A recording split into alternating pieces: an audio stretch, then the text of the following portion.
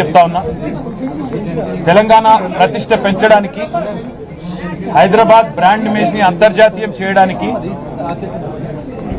హైదరాబాద్ ని ప్రపంచ పటంలో నిలపడానికి ఆనాడు రాష్ట్ర మంత్రిగా ఎన్నో ప్రయత్నాలు చేశాం.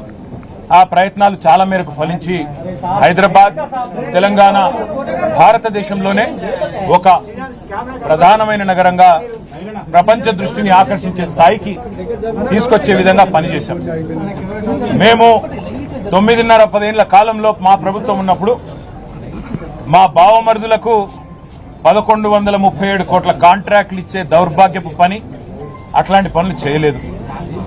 మంత్రిగా నేను కౌన్సిల్లో కూర్చొని, కౌన్సిల్ ఆఫ్ మినిస్టర్స్ లో, కేబినెట్ లో కూర్చొని నా కొడుకు కంపెనీకి కాంట్రాక్టులు ఇచ్చుకోలేదు, లేదా నేను కాంట్రాక్టులు ఇచ్చి ప్రతిఫలంగా ల్యాండ్ క్రూజర్ కార్లు కొనుక్కోలేదు.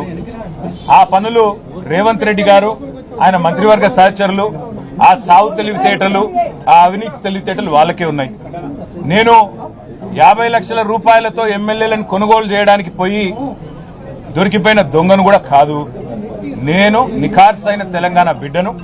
ఏ పని చేసినా తెలంగాణ కోసం, హైదరాబాద్ ప్రతిష్టను పెంచడం కోసం చేశాను. అర పైసా అవినీతి కూడా నేను చేయలేదు, చేయబోను. సరే, ఇవాళ ఈ కొంచెం ఉర్రకుండా ఆగలుగుతారా? ఇవాళ కొంతమంది అర్థమయ్యి కాని వాళ్ళు, తెలిసి తెలియని వాళ్ళు ఏదో కొంత బురద జల్లి తాత్కాలికంగా మీడియా మేనేజ్మెంట్ ద్వారా రాజకీయ పబ్బం గడుపుకోవాలనుకునే కాంగ్రెస్ వాళ్ళకి నేను చెప్పేది ఒకటే, నిజం నిలకడ మీద తెలుస్తుంది. మీరు ఇవాళ చల్లే బురద నన్ను గాని, మా పార్టీని గాని ఎట్టి పరిస్థితుల్లో మా దృష్టి ఏదైతే కేంద్రీకరించబడిందో దాని నుంచి తప్పించలేదు. మేము మాట్లాడుతూనే ఉంటాం, కొట్లాడుతూనే ఉంటాం. గత సంవత్సర కాలంగా విద్యుత్ ఛార్జీలు పెంచవద్దని కొట్లాడింది టీఆర్ఎస్. లగచర్లలో నువ్వు రైతులను జైల్లో పెడితే అడ్డుకున్నది టీఆర్ఎస్. నువ్వు హైడ్రా పేరిట ఇండ్లు కూలగొడితే అడ్డుకున్నది టీఆర్ఎస్. 6 గ్యారంటీల అమలు నువ్వు చేయకపోతే నిలదీసింది అడుగడుగున కేసీఆర్ బృందం.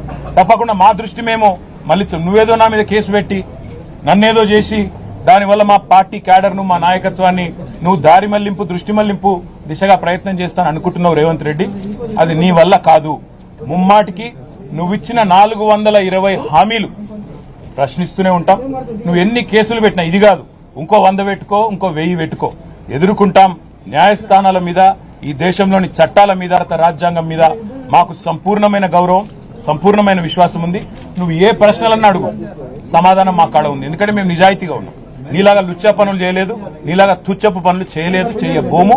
నిఖార్సైన తెలంగాణ బిడ్డగా, కేసీఆర్ గారి రక్తం పంచుకొని పుట్టిన కేసీఆర్ కొడుకుగా చెప్తా ఉన్నా, తెలంగాణ కోసం అవసరమైతే చస్తాను తప్ప ఎట్టి పరిస్థితుల్లో ఇట్లాంటి లుచ్చగాళ్ల ముందు మాత్రం తల వంచను. తప్పకుండా కొట్లాడుతూనే ఉంటా, పోరాడుతూనే ఉంటా. తెలంగాణ జయించేదాకా, ఈ కాంగ్రెస్ కబంధ హస్తాల్లోంచి తెలంగాణ బయటకు వచ్చేదాకా కొట్లాడుతూనే ఉంటాను, ప్రతిజ్ఞ చేస్తా ఉన్నా.